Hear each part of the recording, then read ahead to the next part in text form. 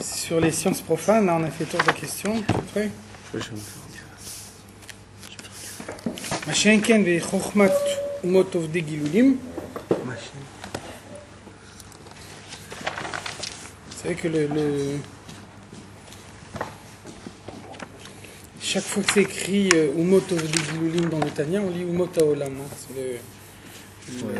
C'est un changement qui a été introduit à cause de la censure en Russie. Umotov de gilulim, c'est les peuples idolâtres. Donc on dit umot haolam, c'est les peuples en général.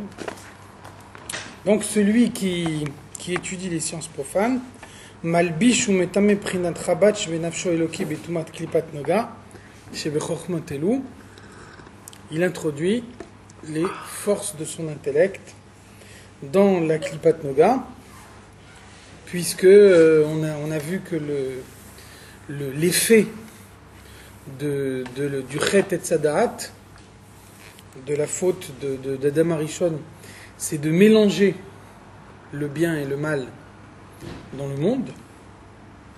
Donc la Torah, c'est le guide qui permet de distinguer le bien et le mal au sein de chaque chose. Donc dans une science, dans une étude intellectuelle, là il y a une difficulté particulière. Quand on regarde un aliment, c'est facile d'utiliser les codes de la Torah pour dire tel aliment il est kasher, tel aliment il est taref. Ça ne demande pas un investissement profond à l'intérieur de l'aliment. Par contre, quand on veut connaître une science, on peut le faire qu'en s'investissant profondément dedans. Dès l'instant où il y a une connaissance qui est requise, ça veut dire qu'on doit introduire les forces de l'intellect dans cette connaissance, sinon on ne peut pas l'acquérir. Donc là, la difficulté, c'est qu'on prend un mélange de bien et de mal, de telle façon qu'on ne peut pas distinguer qu'est-ce qui est le bien et qu'est-ce qui est le mal. Si on veut comprendre, on doit s'investir dedans. Donc ça veut dire étudier les sciences profanes, c'est s'investir sciemment dans quelque chose où on sait qu'il y a du mal. Quand on lit le journal, ça s'appelle comment? On s'investit dans des sciences profanes. Quand on lit le journal, par exemple, on lit le Parisien. Ça dépend si c'est le Parisien ou si c'est notre journal, ça change tout. Tout dépend comment tu le lis. Là, pour savoir ce qui se passe dans le monde. Si quoi. tu le lis en t'investissant complètement dedans, oui, effectivement. Oui. Maintenant, si tu le lis en t'investissant superficiellement dans sa lecture, ça n'a pas le même effet sur sa personnalité. Caché. C'est pas ce que j'ai dit. Une fois quelqu'un a dit au Rabbi qu'il avait des sfécotes dans les gounas. Le Rabbi il a répondu c'est parce que tu lis le journal avant d'aller dormir. Non, je lis le matin. Donc c'est bon. Tu peux y aller alors. Chez Naflou Shama Bishvirat Akelim, donc lorsqu'il y a eu Shvirat Akelim, lorsqu'il y a eu la cassure des Kelim qui est à l'origine de notre monde, donc il y a eu pour effet de mélanger le bien et le mal au sein de la matière du monde, alors ce mélange, il est rentré dans les choses matérielles du monde, il est rentré également dans les connaissances, dans les sciences.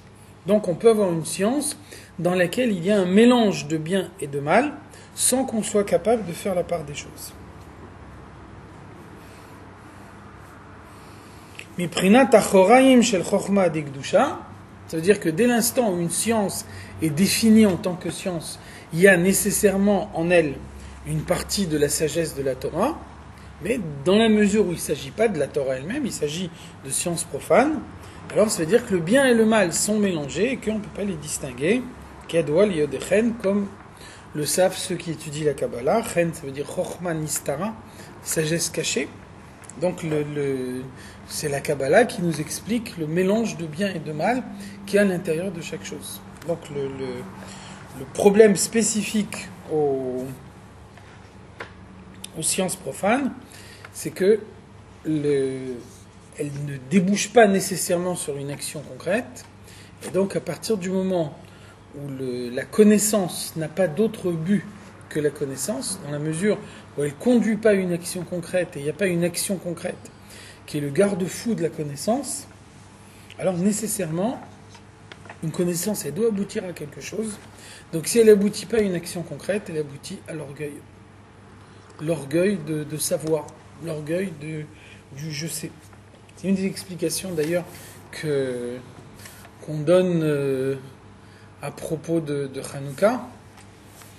Le Hanouka, on a vu la dernière fois que c'est la confrontation entre la sagesse des Grecs et la sagesse de la Torah. Donc la sagesse des Grecs, c'est Yavan. Vous voyez que le Yud, le Vav et le Nun, ils ont la même forme. Dans les trois cas, les trois lettres commencent par un Yud. Donc le Yud, c'est une toute petite lettre. Le Vav, c'est un Yud dont on a allongé la lettre. Et le Nun Sophite, c'est un Vav dont on a allongé encore plus la lettre. Donc ça veut dire on commence par étudier une science. Dans un premier temps, on est obligé de mettre en évidence sa force de Chorma, c'est le Yud. On ne peut pas acquérir une science si on ne se soumet pas à la science elle-même. Donc la première étape, c'est le Yud. Après, il arrive un moment où on a suffisamment acquis cette science pour pouvoir en éprouver de l'orgueil. Et là, le Yud s'étire, il devient un Vav. Et après, quand on estime qu'on a suffisamment de connaissances, là, le Vav, il devient un Nun final, c'est-à-dire qu'il descend en dessous de la ligne. Et là, on est capable de faire même des choses qu'on ne devrait pas faire. C'est le fonctionnement normal d'une science profane. Excusez-moi, ça ne peut pas se retrouver aussi dans l'étude de la Torah? Quelqu'un qui apprend pour... C'est sûr que ça peut se retrouver dans l'étude de la Torah. C'est pour ça que dans la Gemara, c'est écrit « Zacha naaselo sam chayim, lo zacha naaselo sam mavet ». Celui qui étudie la Torah et qui a le mérite, pour lui la Torah est un élixir de vie. Celui qui étudie la Torah et qui n'a pas le mérite, pour lui elle devient un poison mortel. Ça veut dire que la Torah qui est étudiée comme une science profane, elle fait beaucoup plus de dégâts que la science profane. Pas de doute. Folie, Et là, Imken, donc on termine quand même en nuançant tout ce qui a été dit auparavant.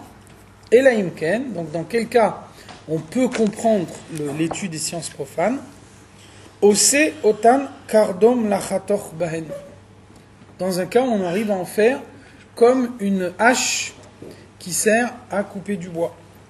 C'est-à-dire que lorsqu'un bûcheron coupe du bois, c'est évident qu'il ne coupe pas le bois à main nue, il a besoin d'une hache, mais donc cette hache, même qu'elle est indispensable à son travail, elle n'est pas une partie de lui-même. Il ne s'investit pas du tout à l'intérieur de sa hache. Sa hache, ça reste un instrument qui est totalement extérieur à sa personnalité.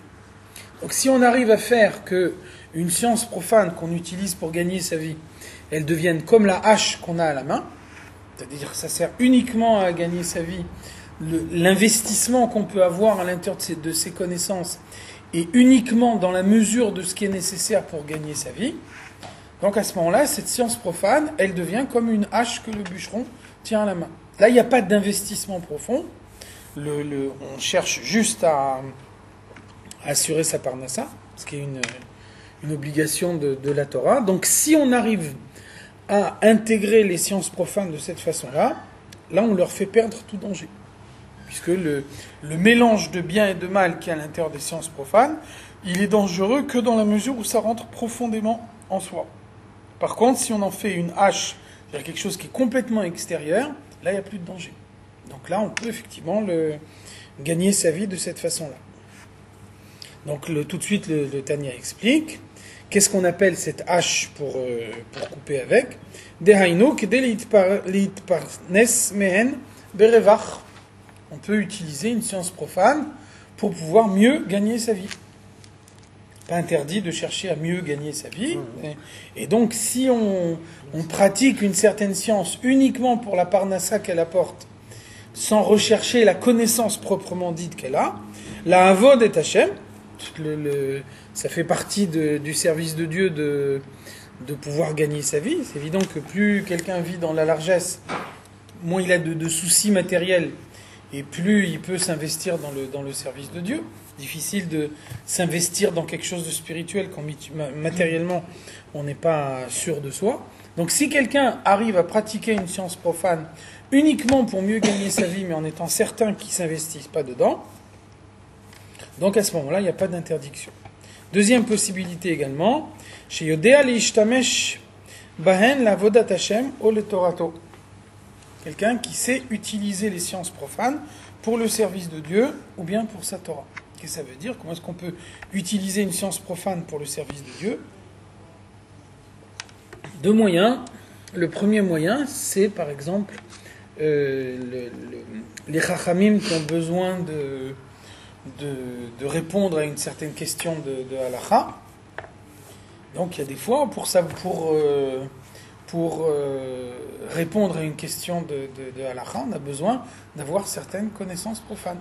Par exemple, on trouve dans les années 30-40 énormément de shélot vetshuvot sur le fait de pouvoir utiliser un micro Shabbat à la choule. Et on voit des âneries, vraiment, des choses grossières, qui sont écrites par des rabbanim qui étaient par ailleurs des gens qui avaient de très bonnes connaissances de la Torah.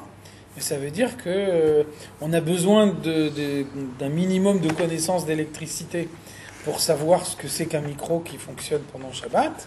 Et donc, si on répond à une question sans avoir ce minimum de connaissances, on peut en arriver à dire qu'on a le droit d'utiliser le micro pendant Shabbat. Donc, ça veut dire, on invente quelque chose de nouveau qui s'appelle un micro qui n'existait pas auparavant. Donc, on a besoin de déterminer si le micro, on peut l'utiliser pendant Shabbat, ou alors si, par exemple, même pendant le Chol, on pose la question également, par exemple, à propos de la lecture de la Megillah. Si quelqu'un lit la Megillah dans un micro, on n'est pas yotse.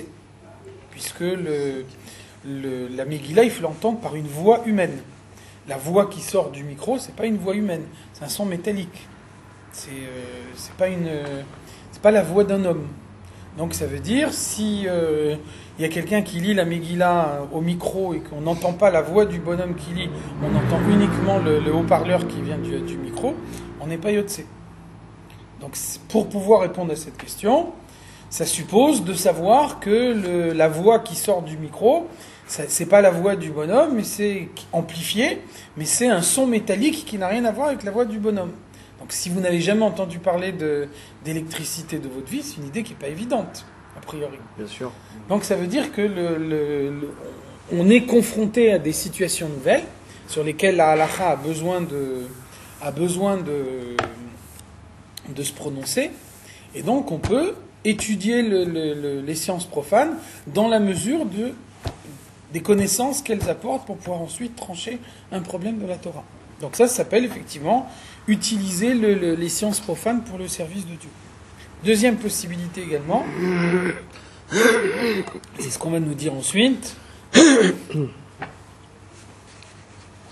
c'est l'étude des sciences profanes par les tzadikim. Alors aussi surprenant que ça puisse paraître, pour un tzadik, c'est quelque chose de positif d'étudier les sciences profanes. Parce que le tzadik, il a que du bien dans sa personnalité. Donc ça veut dire que quand il étudie les sciences profanes, il ne peut pas être sensible au mal qu'il y a à l'intérieur de ces sciences profanes. Il lui reste complètement indifférent puisqu'il n'a pas de mal dans sa personnalité. Donc le mal qu'il peut y avoir dans les sciences profanes n'a pas de résonance en lui. Donc ça veut dire que quand lui, il étudie les sciences profanes, il met en évidence le bien qu'il y a dans ces sciences profanes. Donc c'est presque une mitzvah pour lui de l'étudier parce que ça permet de mettre en évidence tout le bien qu'il peut y avoir dans les sciences profanes, ce qu'évidemment quelqu'un qui n'est pas un tzaddik ne peut pas faire. Donc c'est comme ça qu'on peut comprendre qu'on voit dans l'histoire que tous les tzaddikim qui ont étudié des sciences profanes, bon, non seulement on a l'exemple du rabbi qui est proche de nous, mais par exemple on nous dit Zeuta Amo shel Rambam ve Ramban. Vous savez que le Rambam et le Ramban étaient des grands médecins. La médecine était une des sciences les plus importantes à l'époque. Donc on voit beaucoup parmi les Chachamim qui ont été des médecins, des mathématiciens, l'astrologie, etc. Donc tout ce qui était les connaissances proprement dites à l'époque. Donc un tzaddik, quand il étudie une science profane, il apporte l'élévation aux sciences profanes. Donc finalement, ça c'est la conclusion du chapitre.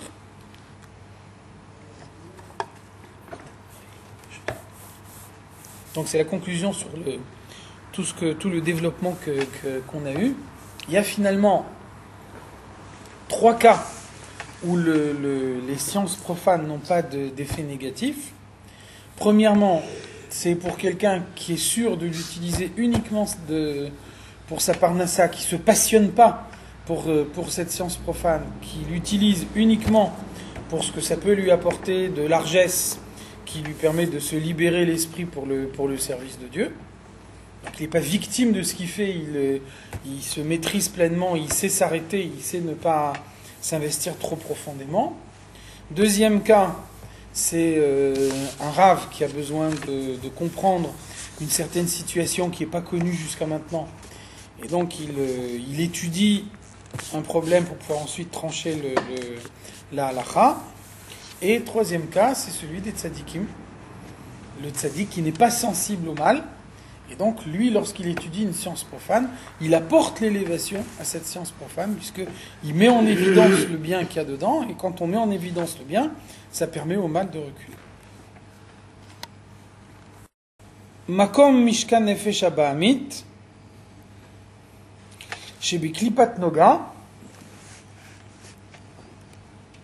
ou Bechol Ish Israël. Donc on va rentrer un peu maintenant dans les détails du fonctionnement de l'âme. Et on a vu que chaque juif a 2 âmes, une âme divine et une âme animale. On a vu que l'âme divine, elle est essentiellement intellectuelle. Ça veut dire Moar Shalit al Alev Betol Dato. La personnalité humaine est faite de telle façon que c'est l'intellect qui dirige les sentiments, que c'est l'intellect qui est la force dominante de la personnalité. Quand on a compris quelque chose, on s'investit profondément dans ce qu'on a compris. Donc, l'âme divine, elle va résider dans le cerveau. Et le message de l'âme divine va se transmettre dans tout le corps de la façon dont le cerveau dirige les membres du corps. C'est-à-dire par le système nerveux, par toutes les terminaisons nerveuses qui font que le message du cerveau est véhiculé à toutes les parties du corps. C'est pour ça que dans la manière dont le cerveau dirige le corps, il n'y a pas de présupposés, il n'y a pas d'actes qui sont dictés a priori. On a vu que la Torah nous dit que même les réflexes, ça n'existe pas. Tout est volontariste de la part de l'homme. Il y a plusieurs niveaux de volonté. Dans tout état de cause, quand un homme fait quelque chose, c'est qu'il a la volonté de le faire. Donc la volonté de le faire, je veux plier le bras, je veux déplier le bras, je veux marcher à tel endroit, etc. Ça, c'est la volonté du cerveau, donc le message du cerveau qui passe dans la partie du corps qui est concernée par ce message. Ça, c'est la manière dont l'âme divine se répand dans tout le corps et dirige le corps. Maintenant, l'âme animale, c'est le contraire. L'âme animale, on a vu que elle a essentiellement une réaction sentimentale. C'est-à-dire que l'âme divine et l'âme animale, ils ont tous les deux un intellect et des sentiments, mais la différence fondamentale, c'est pour ça qu'on dit Zelu Madze Asa Elokim. L'âme divine et l'âme animale, c'est comme quand quelqu'un se reflète dans un miroir. Si vous regardez dans un miroir, ce qui est à gauche, ça devient à droite. Donc ça veut dire, dans l'âme divine, il y a le cerveau en haut et le sentiment en bas. Dans l'âme animale, c'est l'inverse. Le sentiment est en haut et le cerveau est en bas. C'est-à-dire que la manifestation première de l'âme animale est une manifestation sentimentale. En général, si le Yetzirah essaye de vous convaincre de faire une Avera, il vous dit rarement « je vais te faire une démonstration scientifique que faire cette Avera, c'est pas grave ». En général, la technique du Yetzirah, c'est de dire « bon, le gâteau il est bon, mange-le ».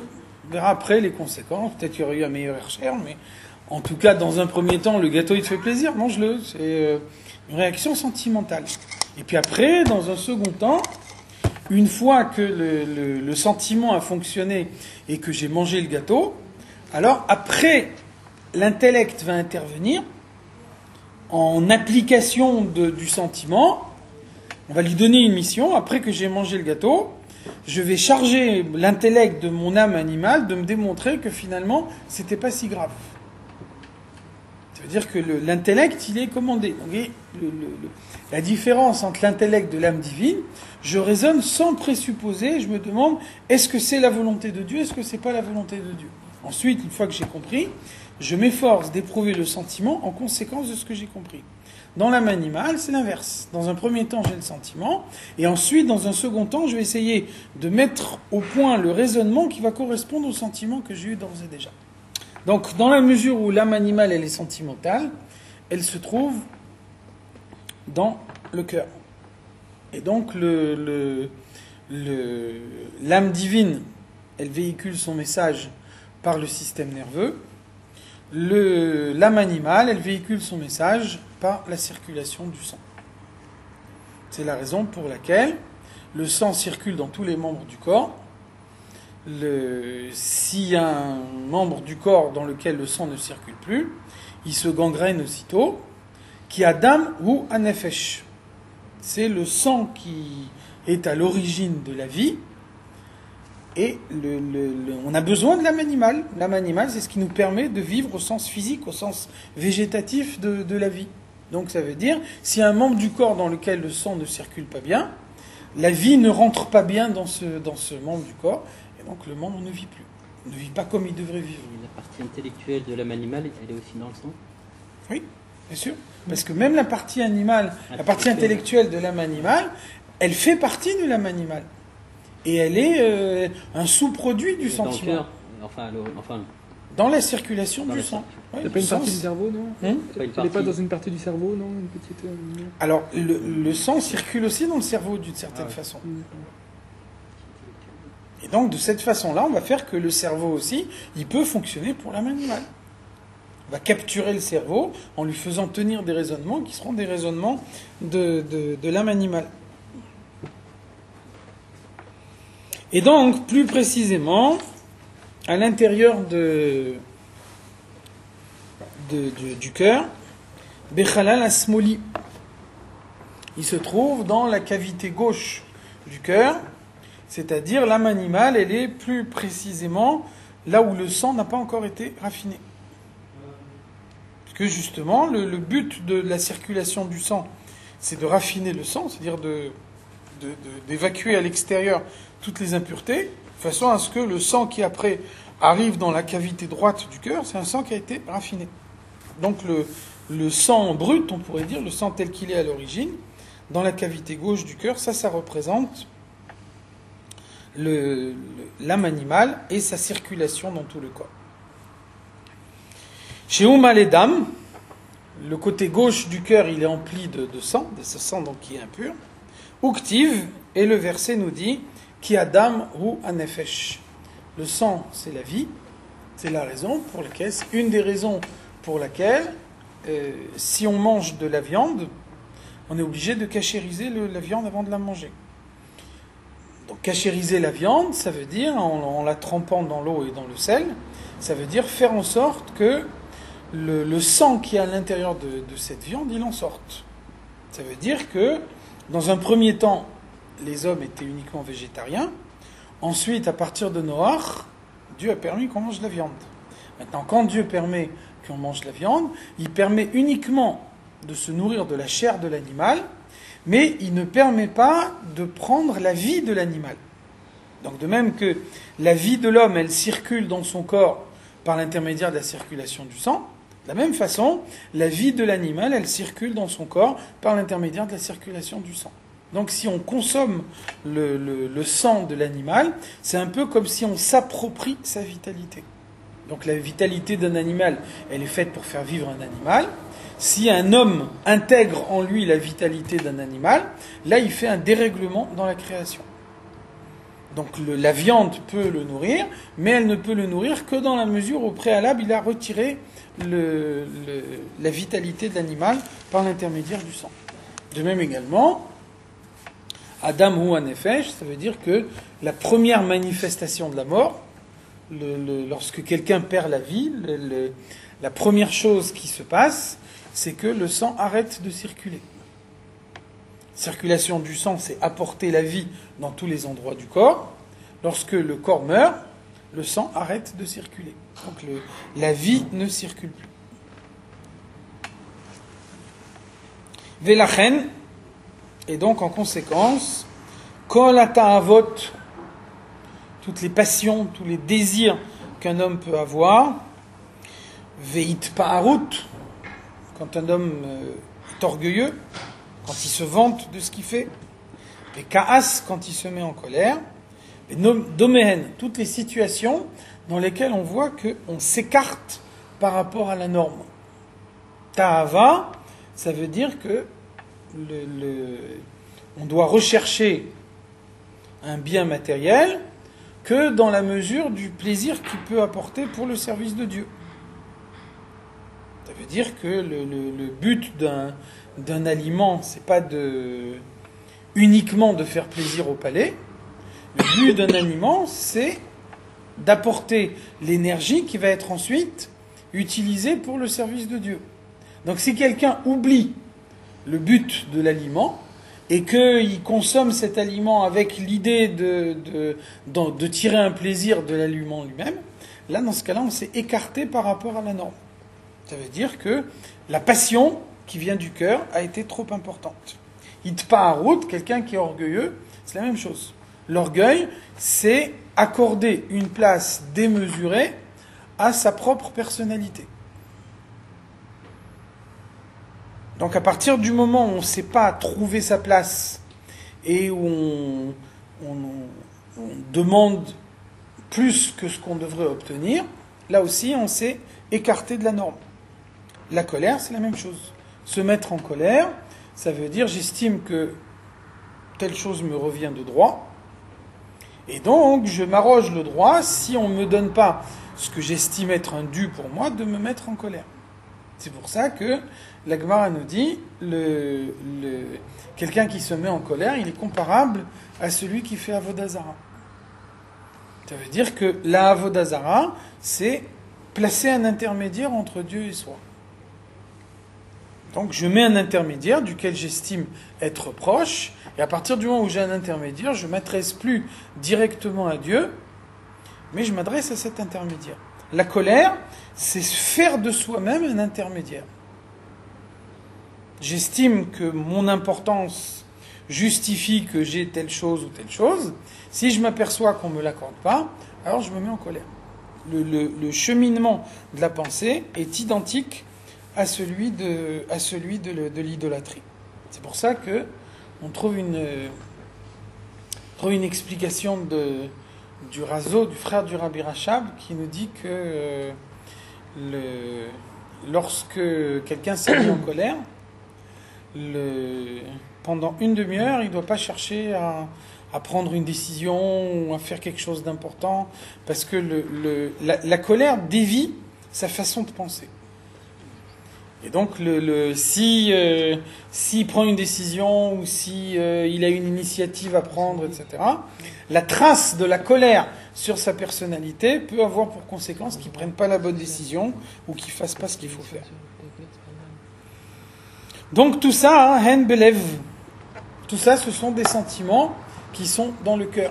Et vous voyez bien que tout ce qu'on a à citer ici, la liste n'est pas exhaustive, tout ce qu'on a à citer, c'est des comportements qui s'écartent de la norme, qui sont exagérés par rapport à la norme, c'est-à-dire des comportements qui ne sont pas le produit de l'intellect. Des comportements qui sont nés dans le cœur. Donc lorsque quelque chose naît dans l'intellect et qu'ensuite il y a une conséquence sentimentale, alors là, à ce moment-là, il est possible que ce soit inspiré par l'âme divine. Parce que le début de la démarche a été une démarche de réflexion. Par contre, lorsque ça commence dans le cœur, la manifestation première est une manifestation sentimentale, là on n'a pas de question à se poser, là on peut être certain qu'on est en face d'une manifestation de l'âme animale. Umealev en mitpashtot bechol aguf. Donc l'âme animale, son point d'ancrage, son point de démarrage, c'est le cœur. et à partir du cœur, elle se répand dans tout le corps, comme l'âme divine. L'âme divine, elle est dans le cerveau, il est capable de diriger n'importe quel membre du corps. De la même façon, le cœur peut également diriger n'importe quel membre du corps, lui envoyer le sang, et donc le message qu'il veut véhiculer par l'intermédiaire du sang. Vegam olé les moar chez Berosh, et donc, comme on disait tout à l'heure, le sentiment de l'âme animale peut ensuite, dans un second temps, monter jusqu'au cerveau. Et donc là, il y aura une différence fondamentale, c'est que le cerveau est victime du sentiment.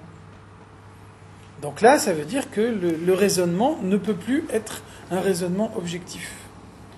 Le raisonnement, il est calqué sur le résultat qu'on veut obtenir. Si vous parlez s'il s'agit de votre propre personne, le raisonnement, il aura pour but de démontrer que ce que vous avez fait, c'est pas si grave que ça. Si le raisonnement, il est sur quelqu'un que vous n'aimez pas, là, au contraire, le but du raisonnement, c'est de montrer que ce qu'il a fait, c'est abominable. Ça veut dire que la même situation, selon qu'elle a été faite par vous-même ou par quelqu'un que vous n'aimez pas, elle n'est plus du tout analysée de la même façon.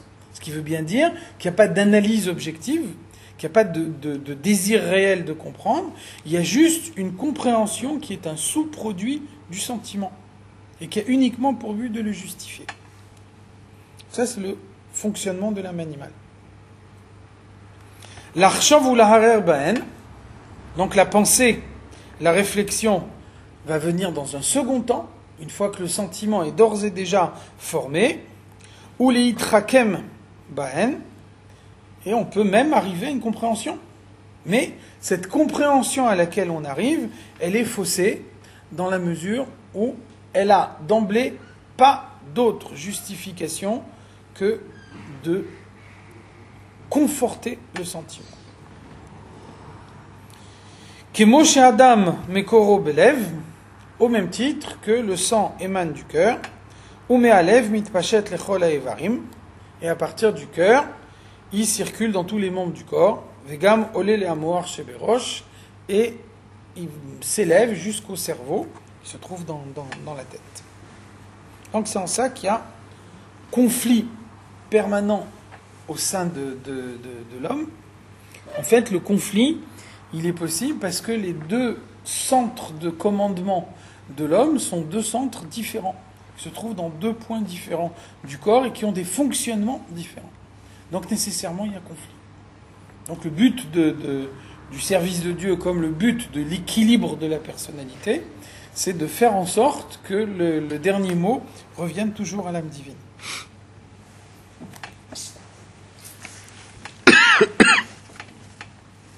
Achmakom Mishkan Nefesh Elokit. Par contre, où réside l'âme divine? Bemuchin Sheberosh, dans le cerveau. Umisham mitpashetet lechol haevarim, et c'est à partir du cerveau que l'âme divine va se répandre dans tous les membres, et ça veut dire que l'approche de l'âme divine sera systématiquement une approche intellectuelle. Vegam belev bechalal asmoli. De même que le cœur peut influencer le cerveau peut influencer également le cœur. Non seulement il peut, mais c'est comme ça que ça doit être. Ça veut dire il faut que le cœur éprouve des sentiments, mais il faut que ces sentiments soient la conséquence de la réflexion. Donc à la différence de l'âme animale qui se trouve dans la cavité gauche du cœur, c'est-à-dire là où le sang n'a pas été raffiné, l'âme divine, elle se trouve dans la cavité droite du cœur. La cavité gauche du cœur, c'est elle qui impose sa volonté au cerveau. La cavité droite du cœur, elle est sous l'influence du cerveau. C'est pour ça que dans la cavité gauche, il y a du sang qui n'est pas raffiné. Dans la cavité droite, il y a le sang qui est d'ores et déjà raffiné. Donc dans un premier cas, c'est l'intellect qui est le produit du sentiment. Dans le second cas, c'est le sentiment qui est le produit de l'intellect. Chez En Bodam, dans lequel il n'y a pas de sang, ça veut dire il n'y a pas de sang souillé, le sang qui là-bas est un sang pur. Moshe Katou, c'est pour ça que le verset nous dit Lev Chacham Limino. le cœur du sage se trouve à sa droite, c'est-à-dire que le sage, c'est celui qui n'utilise que la partie droite de son cœur, c'est-à-dire qui n'a des sentiments que dans la mesure où ils sont le produit de sa compréhension. Donc l'exemple qu'on donne toujours, l'exemple qu'on a déjà cité, c'est l'exemple d'Avraham Avinu. Donc Avraham, il reçoit des invités chez lui à la maison. Et quand il reçoit des invités chez lui à la maison, il leur demande de faire Birkat Hamazon. S'ils ne veulent pas faire Birkat Hamazon, à ce moment-là, il les fait payer très cher ce qu'ils ont mangé. Qu'est-ce que ça veut dire ? Ça veut dire que la tribu d'Avraham, qui est la tribu du Chesed, il est capable de se transformer aussitôt en attribut de Gvura. Donc si on dit Avraham est bon, Avraham il est naturellement bon, et donc comme il est bon, c'est sa personnalité, ça veut dire que chaque fois qu'il a besoin de manifester sa personnalité, il la manifeste par la bonté. Donc là on voit que c'est pas le cas. On voit bien que, bien qu'il est naturellement bon, chaque fois qu'il utilise la bonté, c'est toujours une démarche réfléchie. Donc il a un but, il a une mission. Sa mission, c'est de faire savoir aux hommes que Dieu existe. Donc comme il est bon, il n'a pas de raison de ne pas utiliser sa bonté naturelle. Sa bonté naturelle est uniquement un instrument pour pouvoir mener à bien la mission qui lui est confiée. Par contre, si en utilisant la bonté, il n'arrive pas à ses fins, il n'arrive pas au résultat, à ce moment-là, il n'a aucune raison de rester dans la bonté. Donc là, il peut passer du côté de la sévérité. Donc ça, c'est toute la différence entre un sentiment réfléchi et un sentiment naturel. Un sentiment naturel, ça veut dire ma personnalité est faite de cette façon-là, donc j'ai pas besoin d'une réflexion préalable. Dès que je m'exprime par ma façon naturelle de m'exprimer. Un sentiment réfléchi, ça veut dire j'essaie d'une certaine façon, si ça marche pas, j'essaie d'une autre façon. Chez Abraham, c'est un Gvura, c'est le Chesed quand même. Il est sévère, mais sa personnalité, c'est la bonté quand même. Oui, mais n'empêche que c'est une partie de Gvura il manifeste sa bonté par de la sévérité. Alors que si sa bonté c'était une bonté naturelle, il ne serait pas capable de sévérité. C'est pour ça qu'on dit Nefesh Abahamit. Pourquoi on l'appelle âme animale ? Parce que un animal, il a en général un sentiment qui lui est propre. Il ne le change pas. Par exemple, la Gemara nous dit un aigle, il est miséricordieux, un corbeau, il est cruel. C'est pour ça que l'aigle, il met ses petits au-dessus de lui quand il s'envole, en disant si les hommes envoient des flèches, je préfère les prendre moi plutôt que mes enfants. Par contre, le corbeau, lui, il a ses petits dans ses pattes. Il dit s'ils envoient des flèches, je préfère que ce soit mes enfants plutôt que moi. Donc, vous voyez que la Torah nous dit pas, de façon générale, l'aigle, il est miséricordieux, mais il peut arriver certaines fois où il sera cruel. On nous dit pas, le corbeau, de façon générale, il est cruel, mais il peut arriver certaines fois où il est bon. Le corbeau, il est cruel en permanence. Et l'aigle, il est bon en permanence. Ça, c'est la différence entre un sentiment naturel et un sentiment réfléchi. Un sentiment naturel, ça veut dire que j'ai pas de décision à prendre. Donc j'exprime toujours ma personnalité de la même façon. Par contre, un sentiment réfléchi, ça veut dire à un moment, je peux dire maintenant, ce que j'ai fait jusqu'à maintenant, c'est pas bien, et à partir de maintenant, il faut changer. Donc c'est pour ça que, justement, dans le même épisode d'Abraham, on voit que Dieu, il veut dire 3 choses à Abraham, il lui envoie 3 anges. Donc on ne peut pas imaginer qu'un seul ange lui dise les 3 choses. Pourquoi ? Parce qu'il y a une décision à prendre. Est-ce que maintenant je lui dis d'abord la première chose, ou d'abord la deuxième chose, ou d'abord la troisième chose ? Et un ange, il est incapable de prendre une décision. Un ange, c'est comme un corbeau, comme un aigle, il est programmé d'une certaine façon. Donc il a une nouvelle à annoncer à Abraham, et il ne peut pas faire autre chose. Donc il est incapable de prendre la décision, parce que maintenant c'est plutôt telle nouvelle qui passe en premier, ou telle autre nouvelle qui passe en premier. Les anges, ils s'appellent Chayot HaKodesh. C'est des animaux spirituels, mais c'est des animaux quand même. Ils fonctionnent comme des animaux. Donc ils ont une nature, et ils ne sont pas capables de modifier leur nature. Donc c'est valable même au niveau le plus haut. Une nature, elle reste toujours identique, on ne peut pas la modifier. Il n'y a que le juif qui est capable de contrôler ses sentiments ou...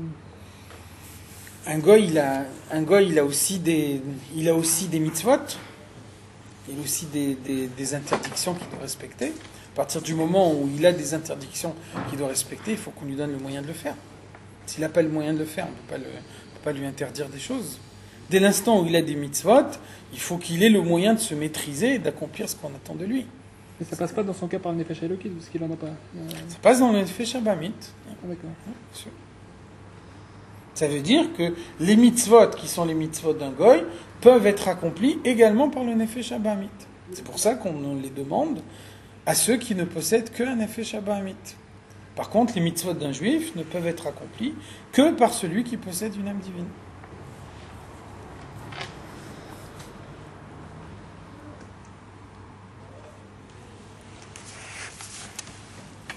Ve'i ahavat Hashem kerish pe'esh. Donc, quels sont ces sentiments que la compréhension peut mettre en éveil dans le cœur de l'homme? C'est l'amour de Dieu qui brûle comme une flamme. Mitlahevet belev maskilim, qui se met en éveil dans le cœur maskilim. Maskilim, c'est askala. Askala, ça veut dire chorma. À mevinim, qui comprennent. Donc mevinim, c'est bina. Mitbonenim bedaatam, c'est da'at. Donc on passe par toutes les phases de la compréhension. Chorma, bina et da'at. Si on arrive vraiment à passer toutes les phases de la compréhension, comment est-ce qu'on sait qu'on a passé les phases de la compréhension? C'est parce que le sentiment se met en éveil. Donc da'at, on a vu da'at dans la Kabbalah, s'appelle maftecha de kalil kolshit. La clé qui inclut en elle les 6 sentiments à la fois. Donc d'un côté, on peut mettre en éveil les sentiments grâce à Bina. Bina s'appelle Em Abanim, la mère des enfants. Donc les enfants, c'est les sentiments. Donc la compréhension de Bina est suffisante pour mettre en éveil le sentiment. Ce qui est heureux, parce que la plupart du temps, on n'arrive pas à la compréhension de Da'at. Donc ça veut dire si Da'at était obligatoire pour pouvoir éprouver un sentiment, il n'y aurait pas beaucoup de gens qui éprouveraient des sentiments. Donc on voit que le sentiment, il est possible d'ores et déjà dans Bina. Et la plupart des sentiments qu'on a sont des sentiments de Bina. Par contre, on peut très bien arriver à Bina et puis rester indifférent. Le sentiment n'est pas ce qui devrait être. Ça veut dire que Bina n'est pas suffisante. C'est-à-dire qu'il faut encore développer la compréhension de Bina. Par contre, quand on arrive à Da'at, la compréhension de Da'at, c'est nécessairement une compréhension qui aboutit au sentiment. Impossible d'imaginer que quelqu'un arrive au niveau de Da'at et que les sentiments ne s'éveillent pas en lui. Donc c'est pour ça on nous parle ici de Chorma, Bina et Da'at. Celui qui a passé Chorma, Bina et Da'at en réfléchissant à la grandeur de Dieu, à la présence de Dieu dans chaque détail du monde, à tout ce que Dieu apporte à chacun, alors c'est obligatoire que celui qui a ce sentiment-là, il va en arriver à aimer Dieu.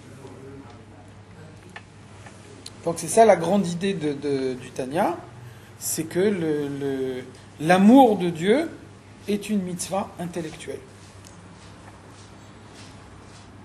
Comme son nom ne l'indique pas, ça veut dire que aimer Dieu, c'est la conséquence d'une réflexion. Et donc ça veut dire quelqu'un qui ne ressent pas en lui l'amour de Dieu, ou quelqu'un qui le ressent insuffisamment, ça veut dire qu'il n'a pas assez réfléchi. Il n'a pas compris. Il n'a pas compris, il n'a pas étudié, ou alors il n'a pas suffisamment intégré ce qu'il a compris. Donc il doit continuer son étude, s'approfondir, et à force de s'approfondir, il arrivera nécessairement un moment où la compréhension permettra d'éprouver le sentiment, parce que le sentiment, c'est la conséquence normale de la compréhension. Et donc si on ne ressent pas, c'est qu'on n'a pas suffisamment compris. Mais comment on peut expliquer, des fois il y a des gens, ils restent 10 ans dans des shiurim, mais ils restent toujours les mêmes. Alors réponds à ta question toi-même, vas-y. Non, mais comment c'est Ils possible? n'ont pas intériorisé le shiur. Pourtant ils étudient. Ils n'ont pas mis en pratique. Ouais, mais quand Il a même. raison. Malgré tout, mais vous dites qu'ils n'ont pas compris. Hein? Alors on donne un exemple dans la Chassidoute, une image qu'on cite toujours dans la Chassidoute pour répondre à cette question. Il y a un bonhomme qui est illettré, il ne sait pas lire, Mhm. et il prend un professeur chez lui à la maison pour enseigner la Torah à ses enfants. Et un jour, il reçoit une lettre dans laquelle on lui dit que son père est mort. Donc comme il ne sait pas lire, il demande à son professeur de lui lire la lettre. Et le professeur, il lit la lettre dans laquelle on annonce que le père du bonhomme est mort. Donc le professeur, qui a la lettre à la main, qui lit lui-même la lettre, il reste complètement indifférent à ce qu'il lit. Alors que l'autre, qui est illettré, qui n'a pas la lettre dans la main, c'est pas lui qui lit, lui il fait entendre ce qu'on lui lit. Lui, quand il entend que son père est mort, il s'évanouit. Non, c'est possible. Son père. C'est la réponse, c'est son père. Ça veut dire, le premier, il tient la lettre à la main, c'est lui qui lit, mais c'est pas son père. Donc ça veut dire, il comprend, il a bien compris, en même temps, il rentre pas profondément dans ce qu'il a compris. Et l'autre, c'est pas lui qui lit la lettre, c'est pas lui qui tient la lettre à la main, mais c'est son père, ça le touche. Ah, il s'évanouit. D'accord. C'était dans le Tania il n'y a pas longtemps, ça. C'était il n'y a pas longtemps, cet exemple. Ouais. C'est hier ou C'était dans le avant-hier, un Tania. truc comme ça. Et inversement, ouais. Je me rappelle. Vechen simchat levav. C'est le- ouais, aussi, ouais. Donc, premier sentiment du service de Dieu, c'est l'amour. Alors, pourquoi on ne cite pas ici la crainte? C'est parce que la crainte est un sentiment naturel. Le fait de craindre Dieu, c'est un sentiment naturel que chacun possède. Ça veut dire que quand on ne craint pas Dieu, c'est parce qu'on s'est arrangé pour occulter quelque chose que on a en soi. Par contre, l'amour n'est pas un sentiment naturel. C'est pour ça que la crainte, c'est un sentiment d'éloignement. Quand vous voyez quelque chose qui vous fait peur, vous vous éloignez et vous voyez que un petit enfant, il sait déjà s'éloigner de ce qui lui fait peur. Vous connaissez l'histoire avec Moshe Rabbeinu, quand il était dans la maison de Paro, donc on lui a mis devant lui une assiette pleine de pièces d'or et puis une assiette avec du feu. On voulait voir si il va être attiré par l'un ou par l'autre. Donc à ce moment-là, les anges lui ont guidé la main. Ça veut dire que l'idée même de cette histoire, c'est qu'un enfant n'a pas besoin qu'on lui apprenne la peur. La peur, c'est un sentiment naturel. Donc lorsque un petit enfant qui n'a jamais rien appris, il voit quelque chose qui lui paraît dangereux, quelque chose qu'il pense qu'il y a lieu d'avoir peur de ça, eh bien, il se sauve, il a peur. Donc la peur, c'est pas un sentiment qu'on a besoin de fabriquer soi-même. Bien sûr, on a besoin de le développer, on a besoin de l'amener à un stade beaucoup plus élaboré. Mais par contre, la crainte, on n'a pas besoin de la créer. Parce que chacun la porte en soi de façon naturelle. Par contre, l'amour n'est pas un sentiment naturel. Parce que l'amour, comme la crainte est un sentiment d'éloignement, l'amour c'est un sentiment de rapprochement. Donc c'est pas naturel de se rapprocher de quelque chose. En général, pour qu'on se rapproche de quelque chose ou de quelqu'un, il faut que ce quelqu'un duquel on se rapproche fasse le premier pas. Vous vous sentez proche de quelqu'un, en général, après que quelqu'un a fait le premier pas en vous manifestant sa proximité. Et c'est très difficile d'avoir un a priori d'amour. le monde serait différent si les gens se faisaient des grands sourires dans la rue. Vous voyez bien que concrètement, c'est pas comme ça que ça se passe. Ça veut dire que si la crainte c'est naturel, l'amour est pas naturel. Donc l'amour, on a besoin de le fabriquer. Et comment on le fabrique? Par la réflexion. Donc ça, c'est le premier sentiment dont on nous parle ici. Vechen simchat levav. Deuxième sentiment, qui est un sous-produit de l'amour, c'est la joie. Pourquoi est-ce que la joie est un sous-produit de l'amour? On a dit l'amour, c'est un sentiment de proximité. Donc la proximité, ça veut dire dans tout ce qui m'arrive, je ressens la proximité de Dieu.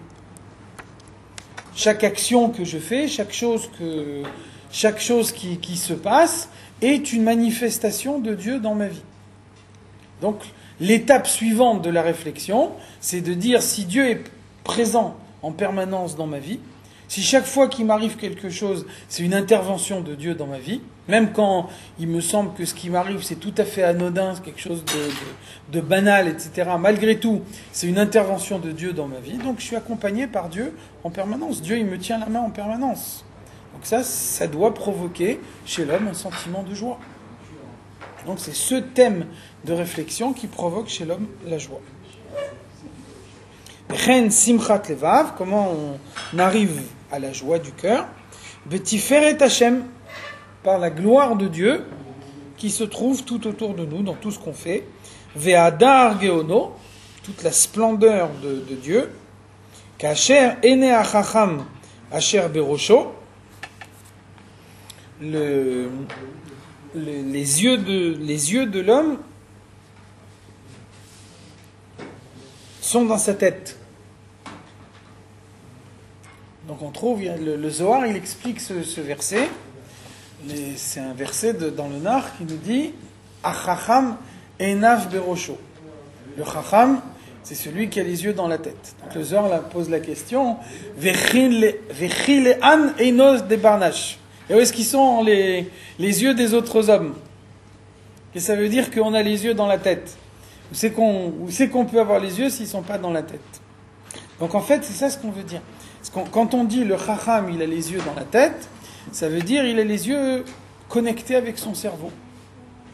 Et donc il ne regarde pas le monde uniquement en fonction de l'image que le monde lui renvoie, mais il regarde le monde tel qu'il l'a compris. Ça veut dire que la compréhension est suffisamment importante pour modifier complètement la perception du monde. Et donc il faut arriver, vous connaissez l'exemple que le Rabbi cite toujours dans ses lettres, si vous mettez quelqu'un qui n'a jamais entendu parler de chirurgie dans un bloc opératoire, il va vous dire c'est des assassins. Ils ont pris un bonhomme, ils l'ont couché sur la table, ils ont des couteaux à la main, ils sont en train de l'assassiner.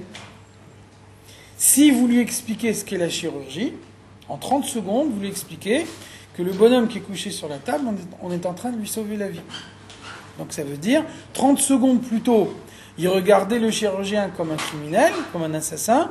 30 secondes plus tard, il le voit comme un bienfaiteur de l'humanité. Ça veut dire que, en l'espace de 30 secondes, avec une seule information, on est arrivé à complètement transformer la perception de ses yeux. Alors pourquoi c'est comme ça? C'est parce que un homme, il a par nature une perception partielle. Nos yeux, ils sont sensibles à l'aspect matériel des choses. En général, l'aspect matériel, il explique qu'une partie de la réalité. Et on a une fâcheuse tendance, quand on ne saisit pas quelque chose, à fabriquer soi-même une explication. Donc quand on fabrique soi-même une explication, si on a beaucoup de chance, on tombe dessus. Dans tous les autres cas, c'est pas ça. Et donc on a une perception faussée des choses. Donc c'est pour ça que le passouk nous dit, le chacham, c'est celui qui regarde avec les yeux qui sont en correspondance avec le cerveau. Il ne se laisse pas avoir par sa perception immédiate, il essaye de tout analyser en fonction de la compréhension qu'il peut avoir. Et c'est cette compréhension qui lui dit comment il faut comprendre les choses.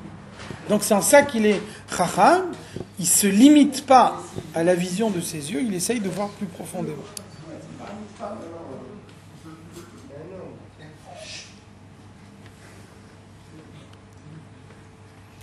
Bemoa chokhmato binato. Donc il y a une partie du cerveau qui correspond à chokhma, il y a une partie du cerveau qui correspond à bina. Et donc on utilise ces parties-là. Donc la partie du cerveau qui correspond à chokhma, on dit que c'est kar velach. Le cerveau il est froid et humide. Alors que la partie du cerveau qui correspond à bina, c'est cham veyavesh, chaud et sec. C'est pour ça que le début de la compréhension, c'est toujours froid. On a du mal à se passionner quand on est au tout début de la compréhension. Et ensuite, au fur et à mesure qu'on avance dans la compréhension, on se passionne de plus en plus. Donc c'est pour ça le début de la compréhension, au moment où on est à Chokhma, et où la compréhension n'est pas encore arrivée à maturité, eh ben on n'est pas encore capable de réveiller les sentiments. Au fur et à mesure qu'on avance dans la compréhension et qu'on se passionne de plus en plus pour ce qu'on comprend, là, la compréhension donne naissance aux sentiments. Ça permet, mistaklim bikara de malka, de voir, d'observer l'honneur de Dieu. Donc vous voyez que à propos d'une compréhension intellectuelle, on emploie le mot mistaklim. Istaklut, ça veut dire regarder, observer. Donc c'est ça la vraie observation. Quand on regarde uniquement avec ses yeux, on ne peut pas être certain de ne pas se tromper. Les yeux ont nécessairement une vision partielle des choses, et si on regarde uniquement avec ses yeux, on ne peut pas être sûr de soi. Par contre, lorsque les yeux sont juste la terminaison finale de tout le raisonnement qui est venu avant, alors à ce moment-là, si le raisonnement a été juste, la vision qu'on a en fonction du raisonnement est une vision juste également.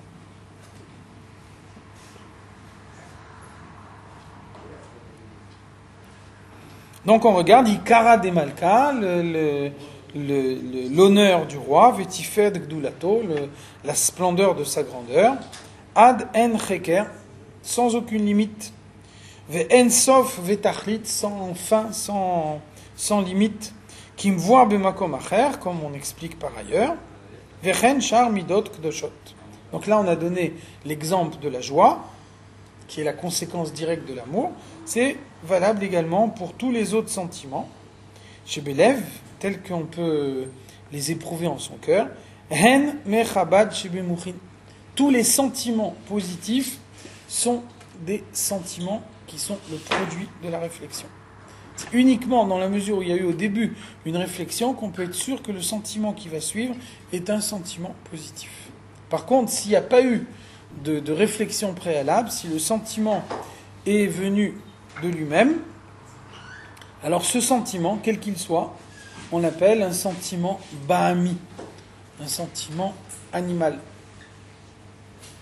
Ça veut dire qu'on a vu déjà dans le premier chapitre du Tanya, on a dit Chesed leumim chatat.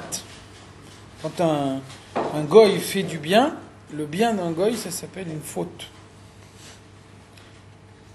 Après, on a vu, le Zohar nous vient expliquer que ça veut dire Kol tivu de avdin omot ovde gilulin eno ela leitiaer. Quand un goy fait du bien, le bien qui est fait par un goy n'a pas d'autre but que de se vanter. Qu'est-ce que ça veut dire ? Ça veut dire que je suis d'accord de donner un gros chèque à condition que mon nom soit écrit dans les journaux et qu'on sache que c'est moi le grand donateur. Ça veut dire que finalement, c'est pas la tzedaka qui m'intéresse. C'est pas le bien qu'on va faire avec le montant du chèque. Ce qui m'intéresse, c'est que mon nom soit dans les journaux. C'est-à-dire que finalement, le chèque, je me le donne à moi-même. Pas une tzedaka que je donne à quelqu'un d'autre, c'est une tzedaka que je donne à moi-même. Donc ça, c'est nefesh habahamit. Ça, c'est un sentiment animal. L'animal, il est tourné vers lui-même. Donc tout ce qu'il fait, c'est pour lui. Si vous imaginez quelqu'un qui passe dans la rue donc il demande la tzedaka sans réflexion préalable, sans avoir conscience que c'est une mitzvah de Dieu et comment on pratique une mitzvah de Dieu. Lui donner une pièce de tzedaka, ça veut dire que finalement, si vous étiez passé dans la rue d'à côté, vous auriez ignoré son existence et vous n'auriez pas cherché à savoir s'il y a une mitzvah de tzedaka. Donc finalement, qu'est-ce qui se passe au moment où quelqu'un vous demande une pièce? Vous êtes confronté à un déséquilibre entre votre propre situation, où vous avez tout ce qu'il faut pour satisfaire vos besoins, et quelqu'un qui vient et qui exprime un manque, c'est-à-dire qui vous met en porte-à-faux par rapport à vous-même. Donc à ce moment-là, vous avez un moyen de retrouver l'équilibre intérieur, c'est de dire, c'est vrai, moi j'ai plus que les autres, mais moi je donne aux autres. Donc c'est un cas typique dans lequel je donne à l'autre pour me donner à moi-même. Je donne à l'autre parce que de cette façon-là, je retrouve, moi, l'équilibre. La preuve que je ne cherche pas à donner à l'autre, c'est que je n'ai pas été le chercher. C'est lui qui est venu devant moi. Mais s'il n'était pas venu devant moi, au contraire, moi je préfère vivre dans un monde où il n'y a pas de pauvres, et où moi je ne souffre pas et je n'ai pas besoin d'imaginer que la souffrance, elle existe. Donc quand on me met la souffrance devant les yeux, là je ne peux pas l'ignorer. Par contre, si on ne me met pas la souffrance devant les yeux, là je fais tout pour l'ignorer.